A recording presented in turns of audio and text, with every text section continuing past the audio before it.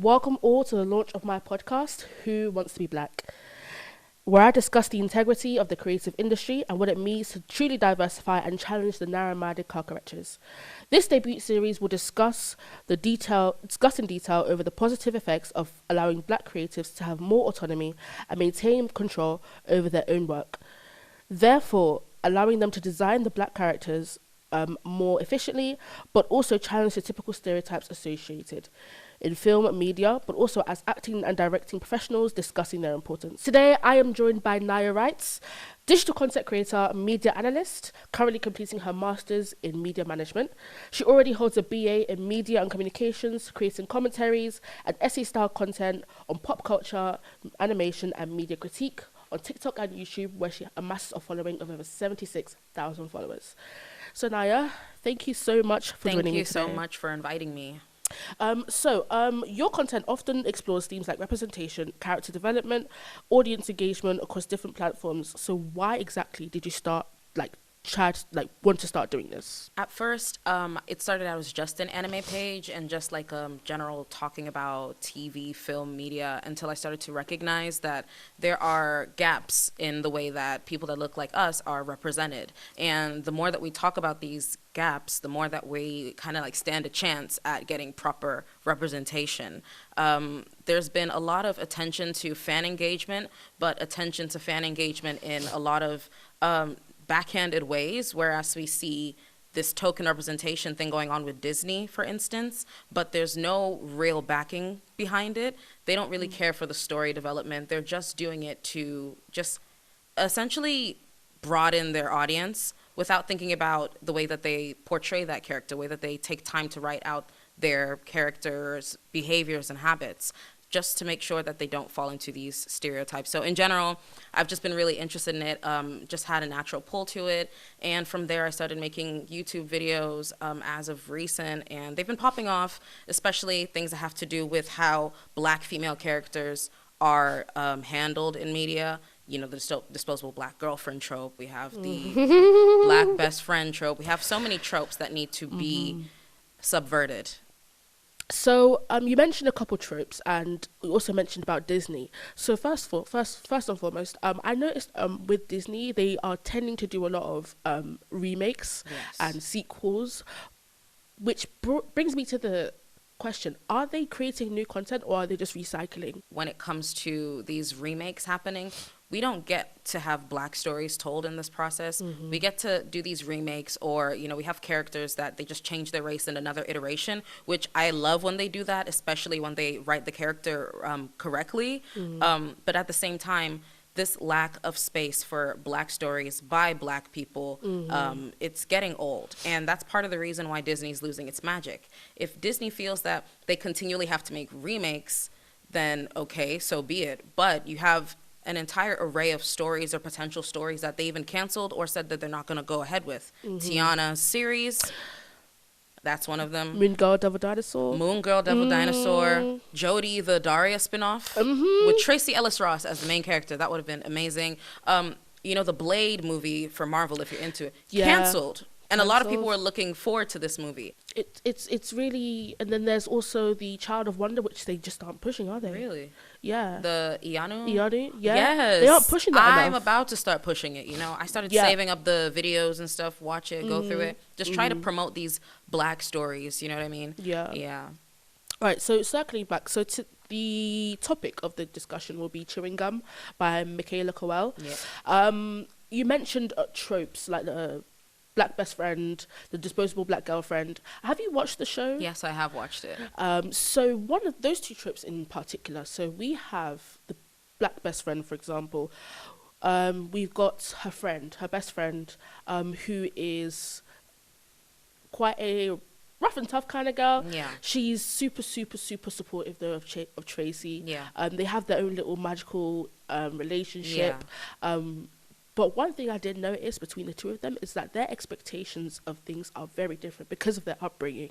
So you've got Tracy, the main character, who was brought up in a very strictly religious household. Yeah. So things like that are modern, like her sexuality, she discovers it very, very awkwardly. Like she even says herself at some points that she makes continuously makes childish mistakes. Yeah. And there's that trope of the naive innocent, which we don't often see for black girls. Yeah. Because there's already the expectations that they already know The about Jezebel sex. stereotype. Exactly, the Jezebel stereotype. Very, very well said. So I think Chewing Gum in general explores a very niche, unhinged presentation of black girls. The fact that she's grown but still very immature kind of criticizes how black girls in strict traditional households, less rather than religious, strict traditional households are expected to uphold some sort of standard. Whilst you got Boy Tracy, for example, who's an absolute deviant. he was presented as this kind of golden child, if I remember correctly, but then we see less than 5 minutes later moral decay. You always win. I hate playing this game with Cynthia. It's so boring. When I play with you, cuz, I swear that's the...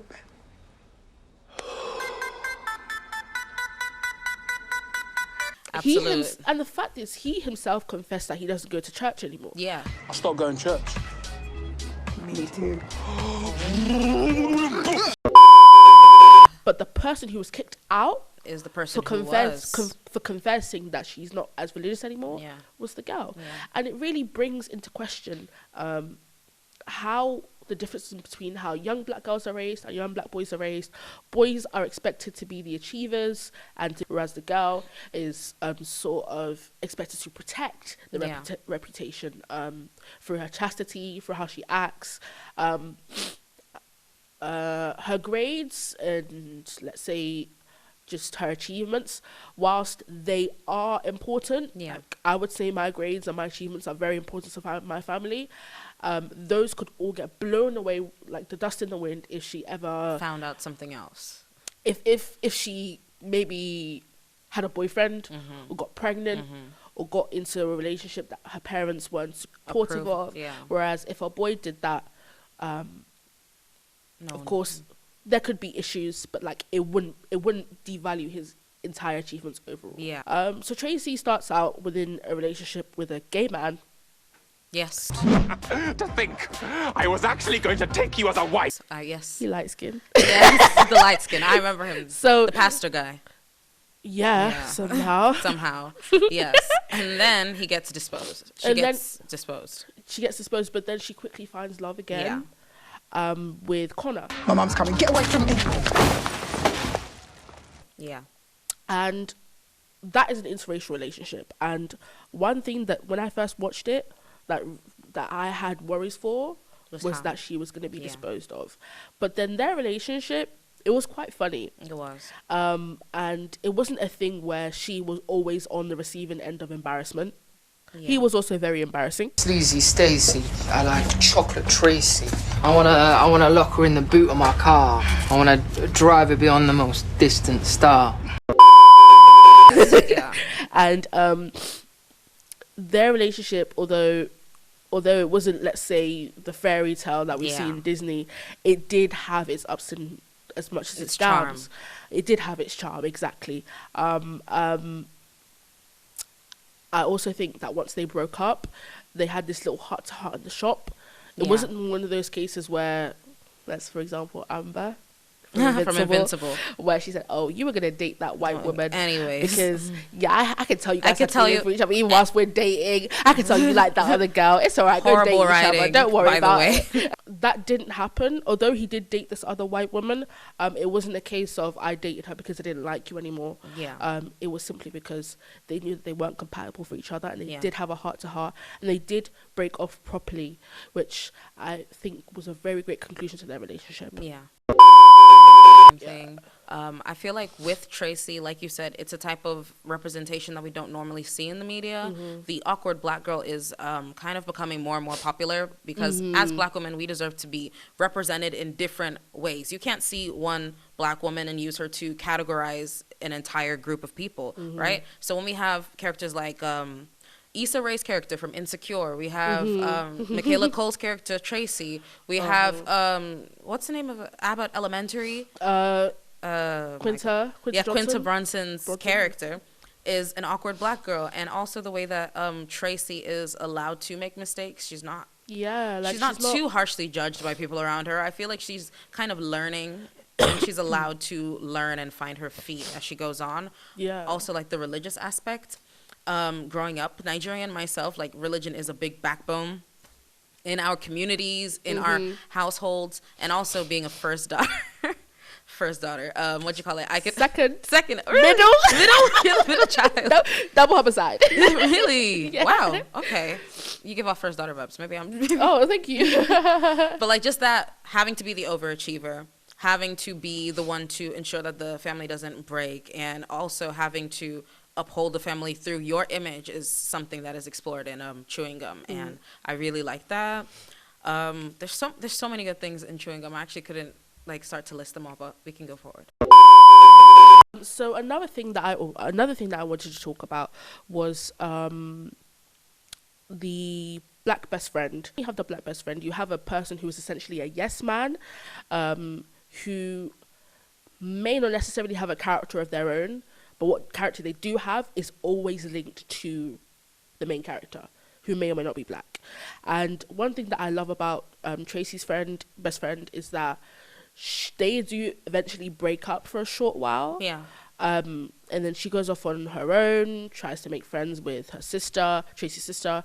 And whilst she does have her own character, is what I'm trying to say. Yeah. She does have her own. She's not like, she's multidimensional. Yeah. She's not. She gets her own story. She gets a bit of her own story, even though Tracy is a narrator. Like, she's solidified as a narrator. Everything that happens is through her POV, but essentially that character still does get her own little mini arc. Yeah. In which she's broken up with Tracy. She's trying to find out why she broke up with Tracy. All those types of things. And I think that's really important. Yeah. Because what we don't want to do is create this character that holds no significance, and she's black. Yeah. Because then we can miss out on a lot. Yeah. I'll admit, drawing back to Miraculous. Okay. Yes. Yes. That's how I felt about Alia within the first couple seasons. Yeah, me too. I felt like she didn't necessarily have her own story. She was more like, yes, girl, go, girl. Always supporting her choices. Her, never say no. Obsession. Don't stop your craziness now. She was constantly the driving force behind Marinette's antics. But yeah, she didn't get a story till like the third season when she started her romance, I think, with the other Nino, character, Nino, kind of. They started having, and then becoming a superhero of her own. Yeah. Yes. So that's when I was like, okay, now they're making use of their character, because I believe she's of Haitian and another, like, descent. Miraculous in general is a show that needed a certain level of development under it, apart from making the female characters like over the top obsessed with the male characters. I feel like there was a little bit of that could. But I think they must have thought that was cute. They must have thought it was cute. I mean, like, it's a kid's show, right? Yeah, I mean, but to be fair, I did think that it was first, like cute. Like, I thought, like, season 1, do you know what? Yeah, if you like this guy, you then go all of and us get start that bread. you. And then but it got too much. Yeah.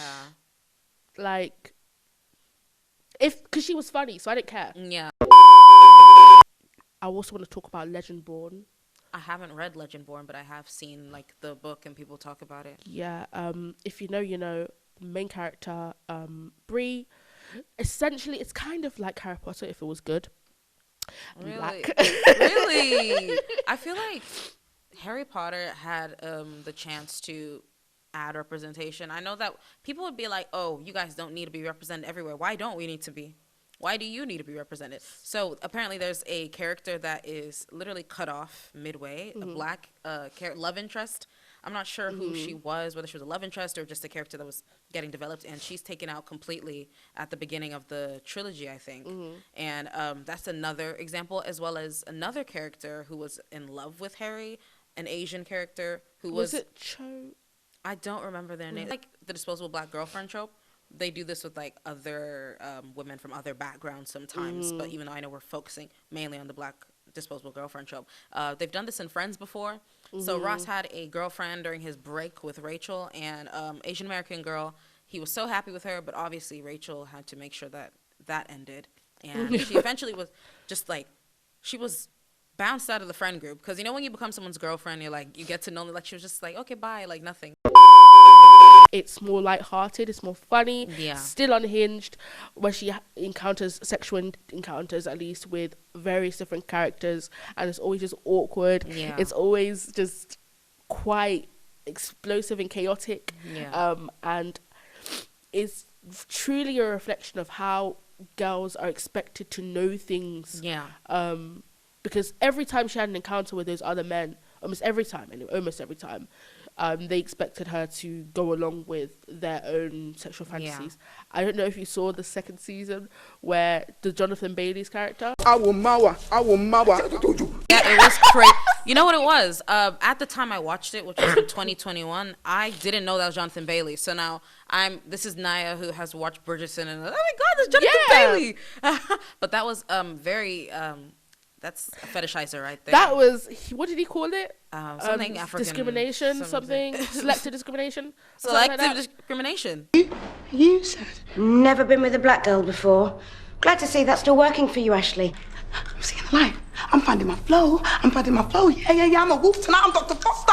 Yes. I am a campaigner for ethnic minority power. I went to Kenya and the Gambia. You're the weirdest white boy I've ever met. That is kind of a mockery of the whole black fetishization, which I also really like, because that scene wasn't meant to be, it was obviously satire. I definitely grew up around a crowd that had to ask, or a generation that had to ask, do you like black girls? Before approaching a guy that they liked. I personally, I would never ask that, because I've never asked that. I just go with the flow. But I do know people that have. I've seen stories where people talk about these things, and it's like, that's just the experience, I guess. Yeah. Interracial relationships as well is another place where people tend to walk on eggshells, because it can either go really well or really bad. For instance, we've already covered, like, talking about the Disposable Black Girlfriend show. Why would we want to watch a story where a woman that looks like us is falling in love with the white savior or whatever, and he's not even going to pick her long term? He's not going to pick her long term. They'd have the best chemistry ever, and then he just has to be with someone else. What's the point of all that? When he has to be with someone else, or just when, let's go deep into fandom culture here, when he is mischaracterized for a shipping agenda, which puts a black woman at risk. Like in Arcane. Yeah, that's a very good one. Do you know what? Javik isn't that bad. No, Javik isn't that bad. I have it's mutuals. Not that bad. I do think, that there's a certain, like, shipping Javik isn't racist. No. Anyone who thinks so can respectfully shut up. Like, she obviously has, like, there are female characters that don't have chemistry with men, and they still get hated on for being with that other guy. Yeah. And obviously that's that. But then you have a character who does have chemistry with this guy, and she's being mischaracterized in her own essence. Jezebel trope once again. Yes. For being with him.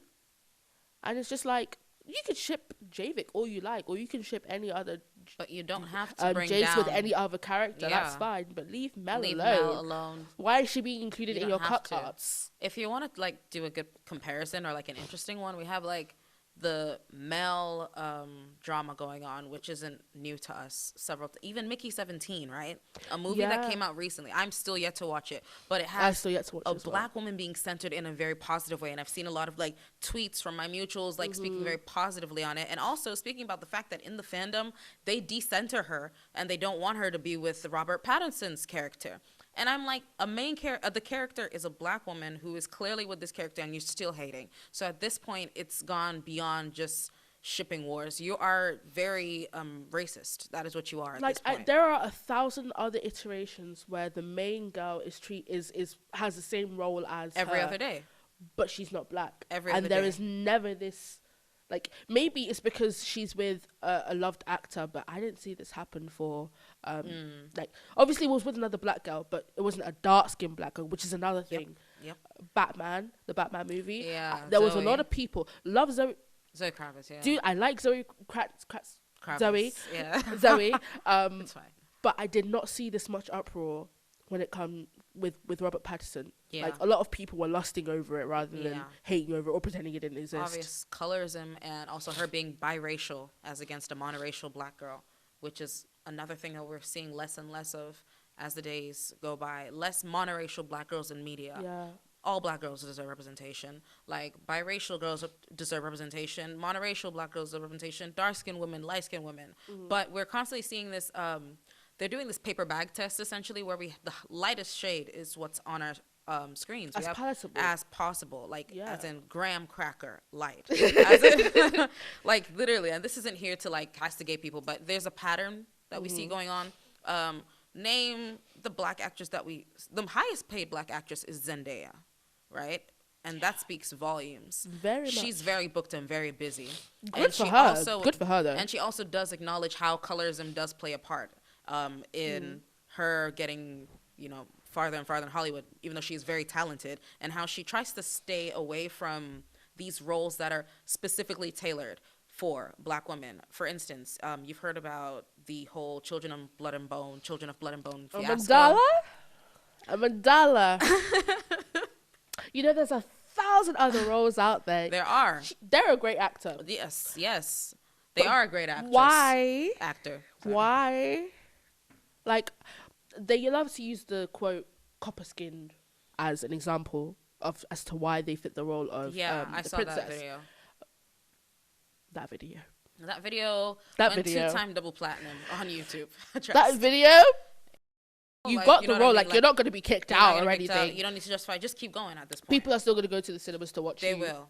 I'll be honest. They're still going to go. As like, I'm pretty sure, considering what the casting is. Yeah, there's going to be a turnout. It's going to be a Black Panther 2.0. That's what I'm thinking. And that's why I totally understand why Tomi Adeyemi would want a star-studded cast. How much new talent are we getting in Hollywood as a whole in general, to be honest? Everybody's being recycled, from Nepo babies to just the same people You know that whole seen. thing where people are saying casting directors are looking at Instagram followers? Yep, I saw that.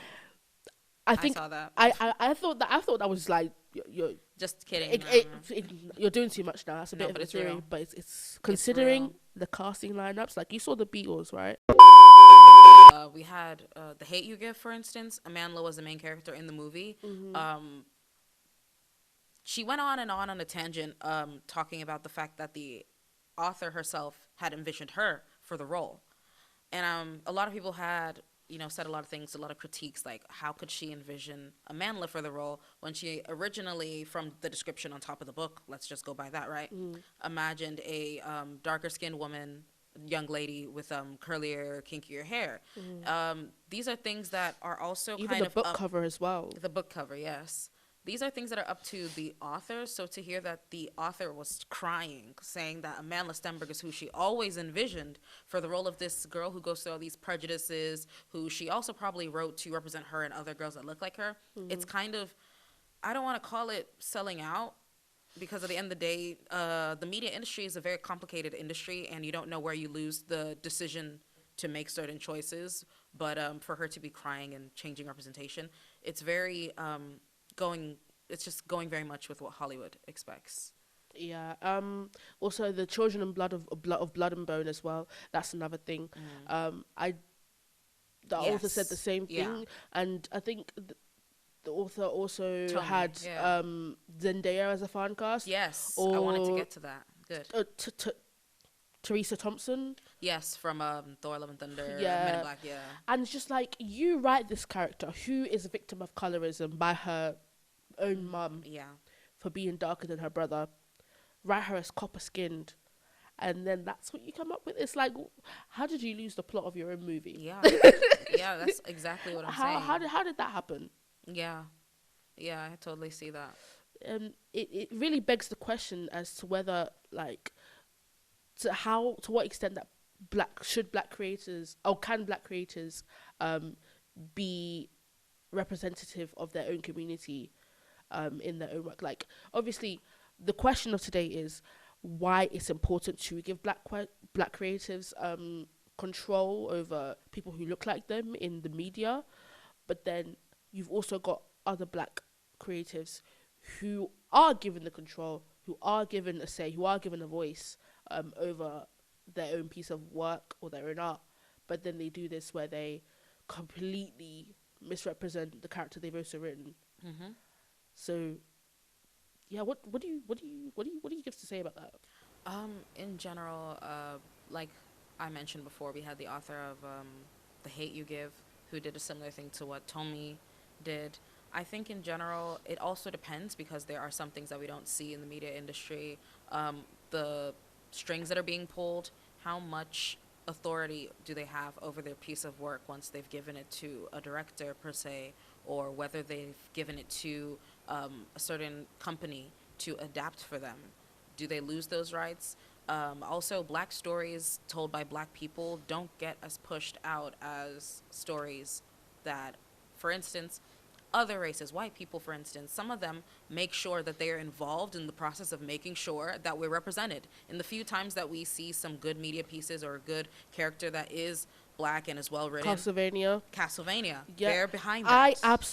I absolutely loved how they did Annette in season 1 and 2. Yep. A lot of people, let me say this, did not like her in season 1 because she was too tough, and I disagree. I think she came on a boat from all the way from Haiti to France, of all places, as a slave, as a runaway slave, recently freed slave, someone who's part of a she is part of a community who are not community freedom fighting group who are trying to free slaves and end just the slave their trade. own oppression, and she is going on their behalf to get this guy who is apparently the person who's meant to help him out.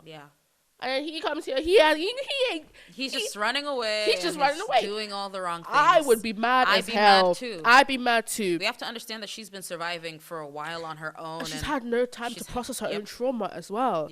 And it's really a thing where a character could be written A, B, and C, but then because she's black, if she's not written in that sort of B, C, D format, stereotypes, they can't understand it. They can't digest it, which is really annoying, because like, how are black creators supposed to manufacture new types of archetypes for characters if there's already these character stereotypes in place?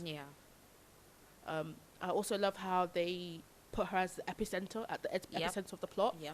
One thing that I do love about female characters is when they have a solidified role. It's not a case where, she did this, she does this, but this character can do this as well, so it's fine. A black female character, or a female character in general, she can have the worst attitude, she can have the most weirdest behavior, weirdest traits, everything, but as long as her position as something is solidified, I don't give a shit. Like with Annette, with Bree from Legendborn as well, they follow this archetype of the chosen one, where they are chosen by spirits, chosen by gods, or mythological beings, or just anyone. They're chosen by a figure of important power to lead the plot, or to lead the group, or to provide this presence that cannot be achieved by anyone else, because it's for them and them only. And that was chosen by Sekhmet, the goddess herself, to fight this imposter. And I was just like, absolutely, I would have liked her to, use Sekhmet's powers a bit more. A bit more. But like, I love me a little outfit. The outfit was cute. The outfit locks was were giving. I wish she kept the long locks. Me too. That would have been like a good transition hairstyle into season 3. Yeah, exactly. Because hair holds memories, and she can just. I spoke about this with a friend about how her hair was growing as she grew up. Like, we see the scenes of her as a baby, and she starts as growing a runway her slave. locks. She starts growing her locks. She starts putting gold in them, and I think that is a sign of her growth. Yeah, it is. So that's another great archetype piece of character writing as well. Is when a character, she might not be the protagonist, but she's part of the main cast, and so she does deserve some grace to her, which unfortunately within the anime community, depending on which one you're watching, in the mainstream ones, that's not enough. It's not happening enough. But I personally, I don't watch those mostly. I watch what I like. I'm currently watching The Apothecary Diaries. This is a bit off topic, but The Apothecary Diaries. I'm almost very done nice. with that, but I really like I it. just got so busy and I just forgot all the animes I was watching. It's really good. Main character I'm is a reading the queen. novel right now, and it's You're so reading funny. the manga. Oh my god. Man, and the novel, the light There's novel, a light novel too.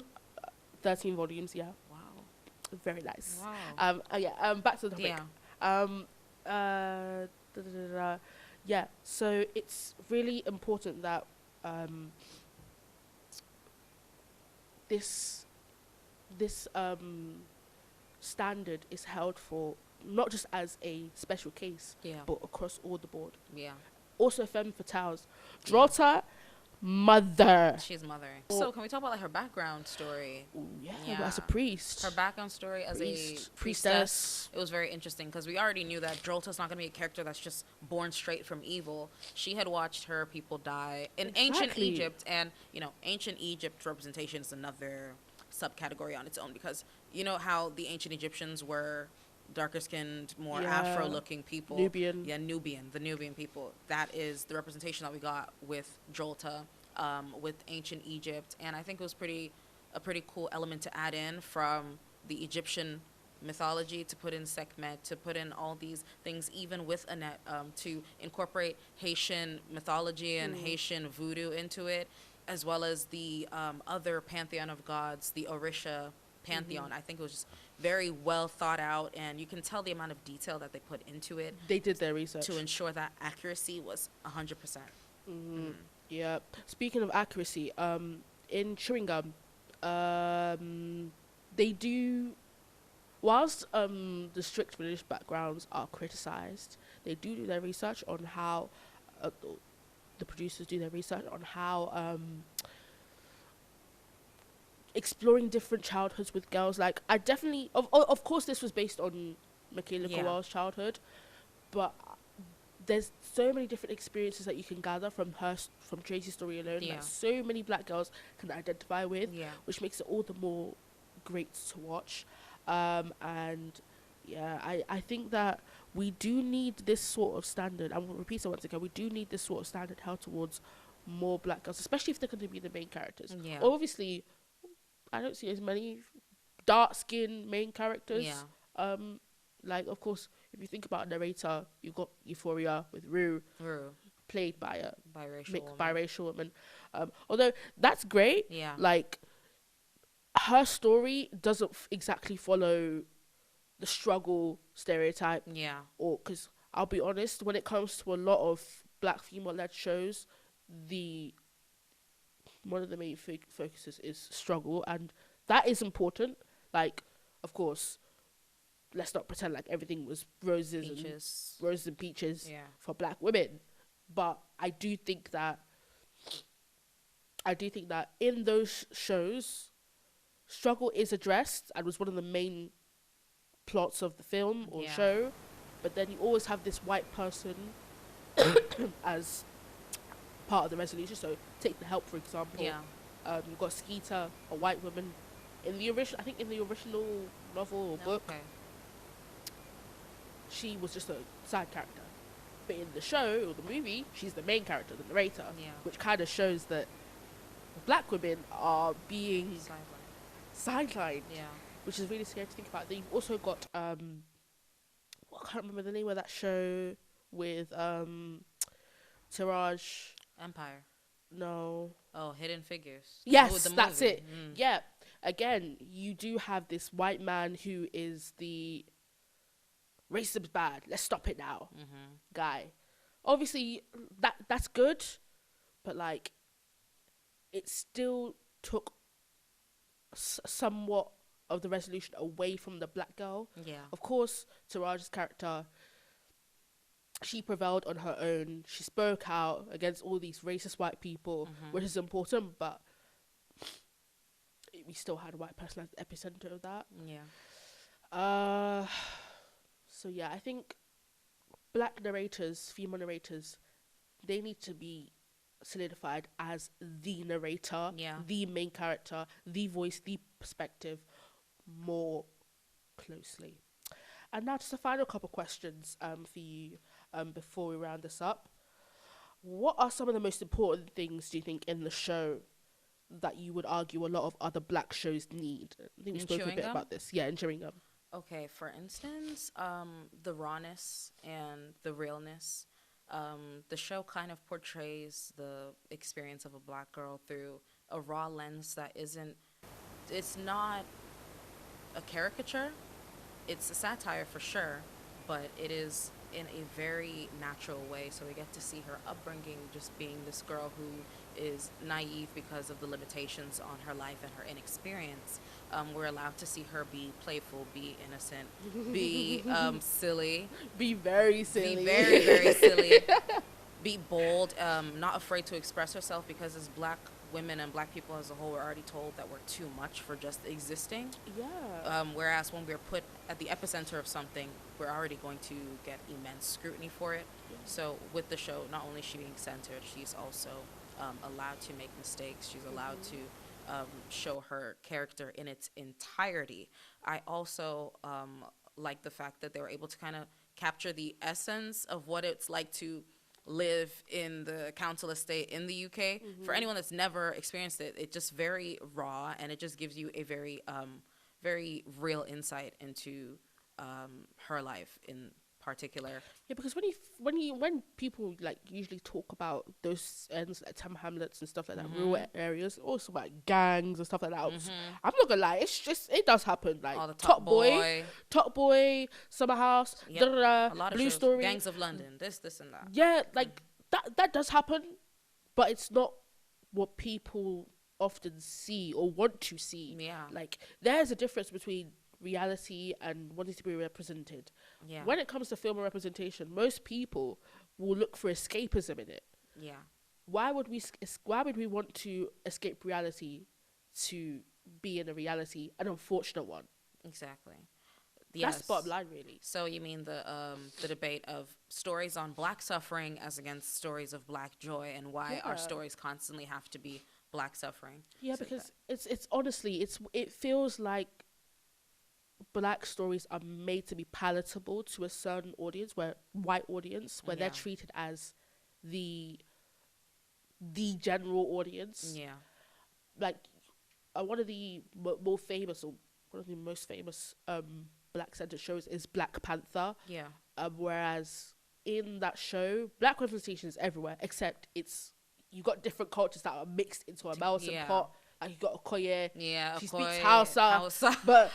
but her name is evil. is like Yeah. it's like if I called someone who's Spanish From another. Paul, Yes. Yeah. Something like or that. someone who's Italian and I'm calling them Juan. One. Who knows? Who knows? Yeah. It's kind of like that. Yes. I get that. And yeah. Also, do you believe that some of the leading causes in the failure to give black-centered shows, do you think that the reason for there's such a failure in the representation is because women are constantly going through this trial of humiliation, and men are going through this cycle of violence, but by other black creators? I feel like yes. The answer is inevitably yes, because we have a few black creatives that are up there right now that are making content right Tyler now. Perry, I'm looking at Tyler you. Perry is number one example of this. While Tyler Perry, when he first started out, obviously, sorry, the black church and the black people in America had a lot to say about him because the representations were quite harmful. He made, is he the one of Big Mama or Medea? Which one is he? Medea. So like Medea, the image of that woman already, the image and the characteristics, the mammy trope of it all. What is so funny about sometimes it's like, what is so funny about dressing up like a black woman, like making fun of the people that look like your mothers, you know what I mean, your grandmothers, and then he or makes your granduncles and stuff like that. Exactly. Yeah. And then he just fathers. goes on. Yeah, or your dad. Yeah. It's like such himself. I don't know if I should say self-hatred, because with Tyler Perry's movies, there's this nuanced, there's two sides to it. Some people see it as, we're getting representation. The movies are camp. So let's just go. It's one of those things where you watch it, you're like, this This BS, can't be real. but I'm gonna turn it on anyway. No, it's a guilty pleasure. So Beauty in Black is a very Love that show. Loved it. Can't I lie. loved it. I can't lie to you. I can't lie, but when you get characters, because I love Mallory, I don't care what anyone No, says. I like Mallory. I love Mallory. Because at the end of the day, You see her husband? He is so husband is- embarrassing. yeah. He's so embarrassing. I would be so evil. I would be mean too. I would be. Oh God. But yeah.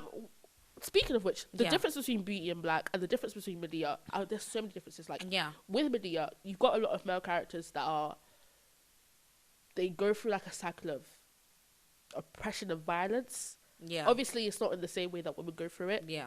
They're more of like a aggressive Outside, sort of yeah. thing.